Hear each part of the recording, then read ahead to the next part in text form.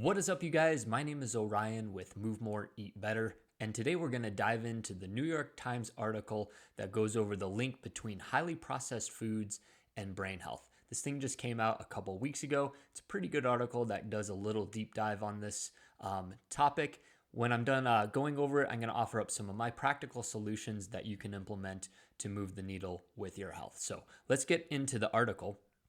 So, the link between highly processed foods and brain health. Eating packaged foods like cereal and frozen meals has been associated with anxiety, depression, and cognitive decline.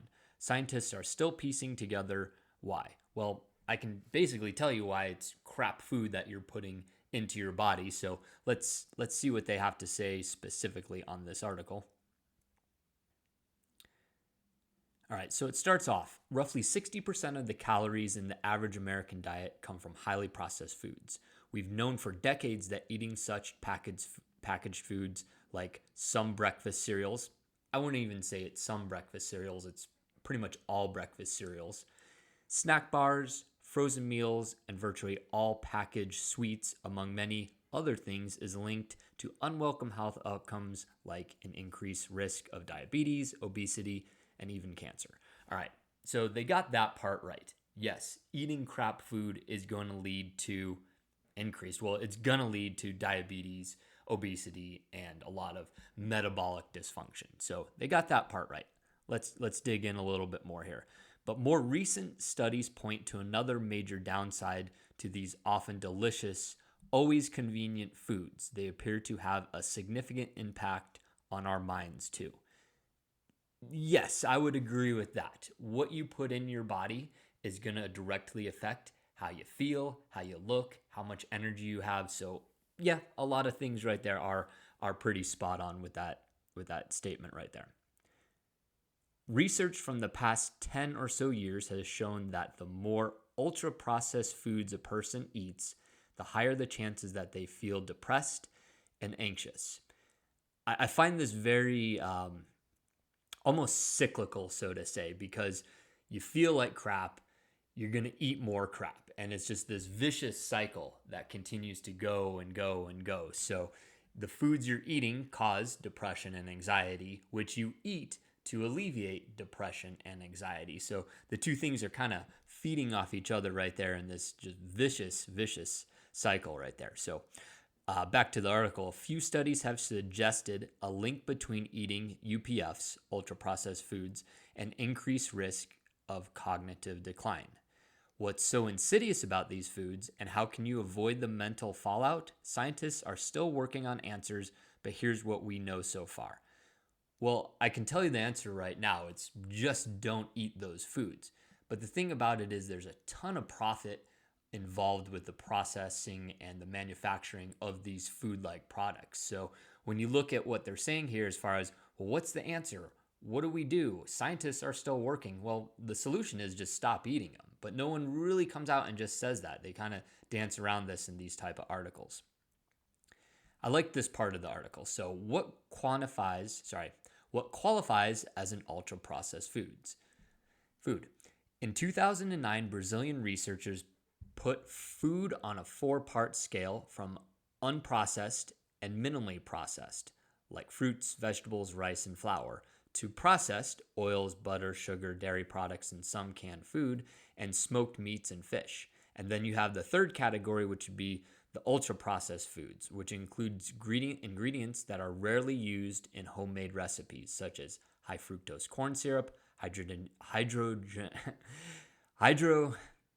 hydrogenated, I can't friggin' talk, hydrogenated oils, protein isolates, and chemical additives like colors, artificial flavors, sweeteners, emulsifiers, and preservatives, said Eurydice Martinez Steele, a researcher in food processing at University of Sao Paulo, Brazil. This classification system is now used widely by nutrition researchers. So this quantification of ultra processed foods, I would highly agree with this right here. So the seed oils, the high fructose corn syrup, the protein isolates, all these food-like products, yeah, we want to avoid those at all possible costs. So, unfortunately, this is essentially what the standard American diet consists of: is these ultra processed foods. Everything to an extent is processed. Fruit, when it's picked, it's processed. Meat, when it's or animal products, when they're butchered, they're processed. So yes, everything to an extent is processed. It's just what degree is it processed. So you can obviously see that these ultra processed foods that are very rarely used in homemade recipes are going to be the ones we want to avoid. So they got this part right, which I totally agree with. UPFs make up a majority of the packaged foods you find in the frozen food aisle at grocery stores and on the menu at fast food restaurants. 70% of the packaged foods sold in the United States are considered ultra processed. Would agree with that one right there. They're increasingly edging out healthier foods in people's diets and are widely consumed across socioeconomic groups. Now, this probably boils down to a couple things. One, we're just inundated with advertisements all the time. So if you watch any football game or any sporting event on TV, you'll notice a couple things with the commercials. It's either crap food, alcohol, or a pharmaceutical drug. So we're just bombarded as Westerners, as Americans, with advertising. So people are going to gravitate towards what they're being advertised. Additionally, it's just so convenient. It's hard to cook. It takes time, it takes effort, it takes a little bit of knowledge. And eating junk is just way easier than going to the store and buying your own stuff and cooking it. So yes, it doesn't matter if you're rich or you're poor. You are going to be subject to the advertising and the propaganda, essentially, of these foods. Not to mention, they're absolutely everywhere. You go to Home Depot and you'll notice that even as you're walking out the door and getting checked out, there's junk food just right there by the checkout stand. So it's absolutely everywhere, and it does take a lot of willpower to avoid these food-like and crap products. So it's no wonder that it's 70%, which actually seems about right. But it's no wonder that these are edging out the healthier choices. It's more convenient. Back to the article. Ultra processed foods are carefully formulated to be so palatable and satisfying that they're almost addictive.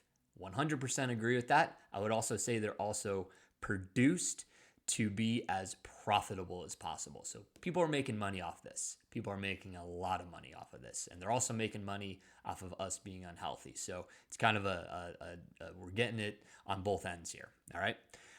Said Dr. Eric M. Hetch, an epidemiologist at the Schmidt College of Medicine at Florida Atlantic University. That's a lot of words right there for a university. The problem is that in order to make the products taste better and better, manufacturers make them less and less like real food. 100% agree with that. It really boils down to, yes, these are food-like products that are going to distance themselves from the basics: meat, potatoes, fruits, vegetables. So yeah, this is as we get more down the rabbit hole, you'll see that yes, these foods are drifting further away from what actual food should be and what you actually should be putting in your mouth. What effect do ultra-processed foods have on mental health?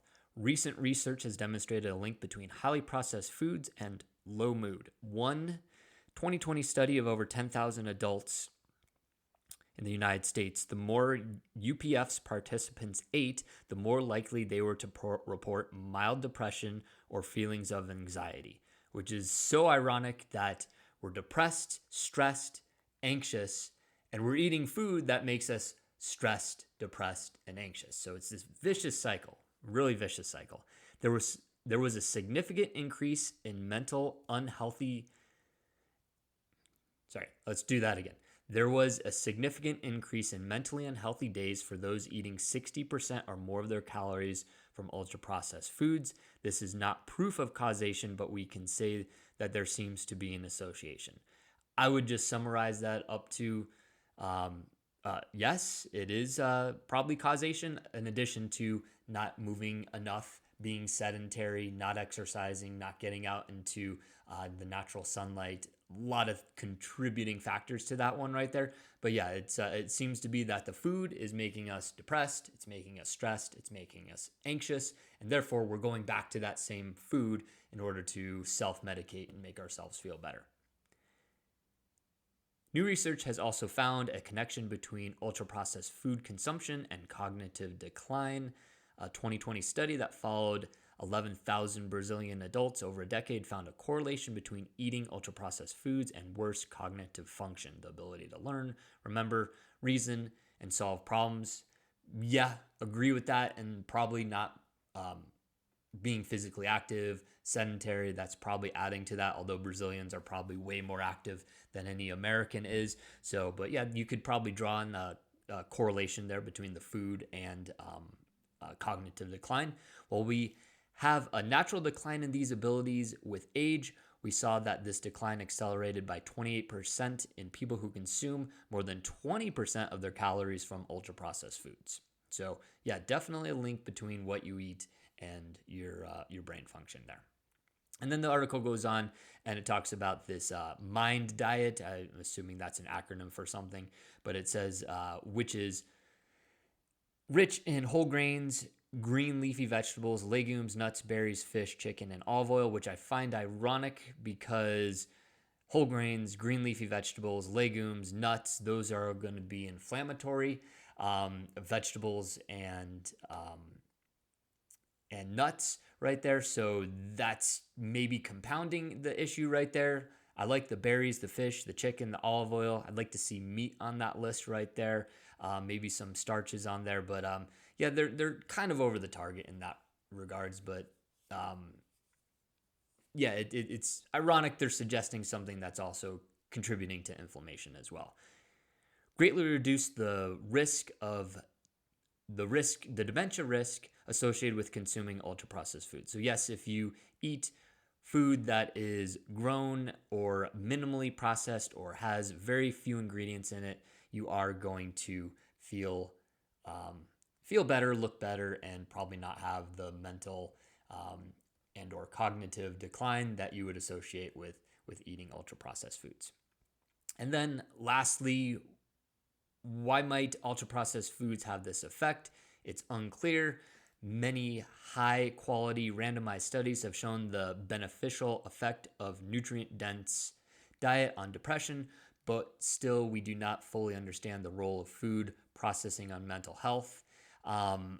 It could be a biased approach on this. People that are going to be eating healthier foods are also going to be probably a little more active. So you can probably, I don't know, it's a biased study most likely, but there's definitely some bite to this right here as far as ultra processed foods causing mental decline.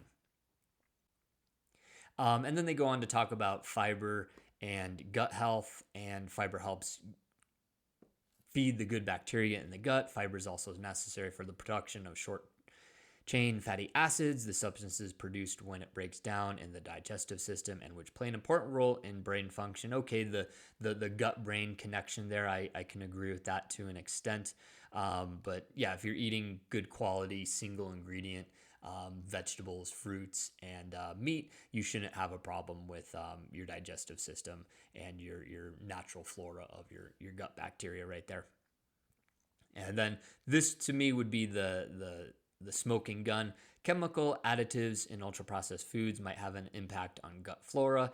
Emerging evidence, mostly from animal studies, but also some human data suggests that isolated nutrients like fructose, additives such as artificial sweeteners like aspartame and saccharin, or emulsifiers like carboxymethylcellulose and polysorbate 80. Polysorbate 80. What the heck is polysorbate 80? To be determined. We can Google that one later. Can negatively influence the gut microbiome. I would 100% agree with that. You put junk poison into your body, yes, you are going to have a negative effect on your gut biome and your microbiota diversity. They also say that as well as a diet high in sugar may contribute to chronic inflammation. Yes, 100% agree with that. Sugar and highly inflammatory foods are going to have an effect on your body and how you feel.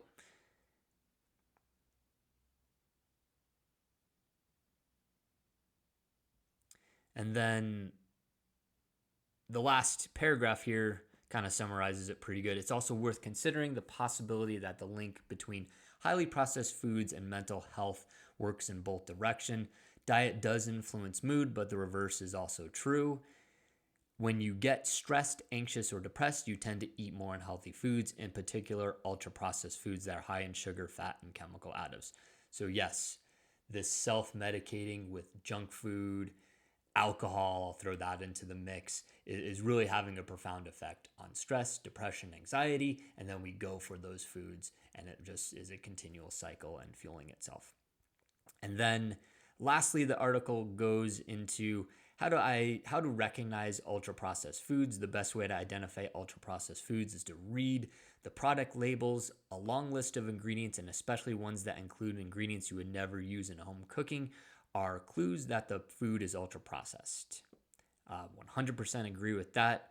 Chemical names, unpronounceable words, and anything you would be unlikely to find in a kitchen cabinet are often signs that food is in the ultra processed categories. In the ultra processed category, you can still use convenience foods. This is a good point right here.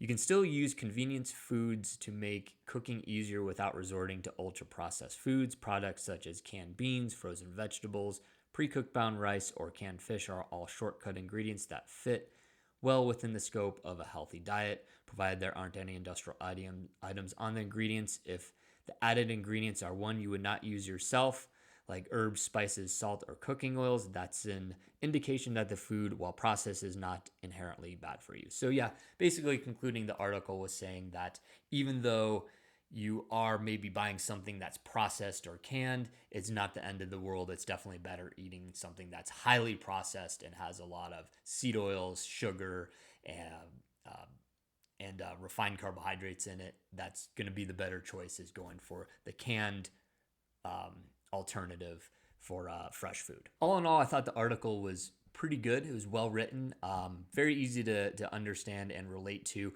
What I wanted to do next was go over some solutions, because very rarely these hit pieces or these op-eds go over anything to do about it. So let's dive into a couple things that I think that everyone should do that can really help move the needle when it comes to their health, their fitness, their what they're eating and their nutrition, and avoiding this junk food that's just all over and interwoven with our society. So here's some of my solutions. The first one is avoid heavily processed packaged foods. So like the article was saying, the more heavily processed stuff is, the worse it is for you. And I would agree with that. Avoid the heavily processed packaged foods. The fewer ingredients in the food, the better. So we want to focus on things that have single ingredients, like apple. Apple is one ingredient. It's an apple. Steak has one ingredient. Steak. So we want to focus on stuff that has 1, 2, maybe 3 ingredients at most, but we want to avoid the laundry list of stuff that we can't pronounce or the stuff that's just really bad for us. Next, if you can't pronounce the ingredients on the food label, don't eat it.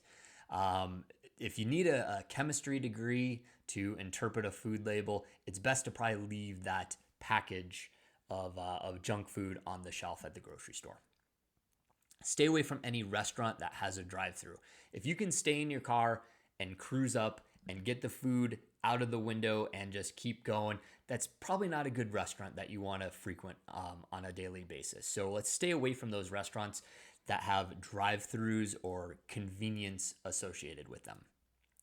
Next, cook your own meals. I'm a huge advocate of cooking the majority of the meals that you put into your mouth. I say cook 99% of your meals. That leaves about one cheat meal or eating out meal per month. If you want to do 96% of your meals, that leaves about one a week. But that's the best approach, is know what's going into your body at all times. Cook the majority of your meals, because what's going to happen is these companies are going to make food taste as good as possible, which means you're going to be a return customer, which also means it's probably not going to be that healthy for you. So cook the majority of your meals and don't drink your calories. So stopping at places where you get your coffee fix that has a bunch of sugar and extra additives that you don't necessarily want. Let's avoid drinking your calories. I like to stick with water. Black coffee is okay, black tea is okay, especially if you're in a fasted state, but don't drink your calories. We want to avoid soda, energy drinks. We want to avoid Gatorade, any of those sports drinks. Those are just garbage with a bunch of added ingredients. So we don't want to drink our calories. And then lastly, hunger usually stems from being tired, bored, or stressed. So next time you're hungry, instead of going for that quick fix item, think to yourself, maybe I'm just bored, or maybe I'm tired, or maybe I'm stressed out. What else could I do? Could I go for a walk? Could I drink some water? Could I maybe take a nap? So all these things come into play when hunger is kind of taking over and you get that hangry feeling going on. Just stop and think, hey, maybe something else is going on and I don't need to reach for that ultra processed crap junk food that's just going to make me more stressed, depressed, anxious, etc. All right. So we'll wrap things up, you guys. Thanks for watching this video. Don't forget to like this video, smash the subscribe button. I'd really appreciate it. It helps me out, and we'll see you guys next time.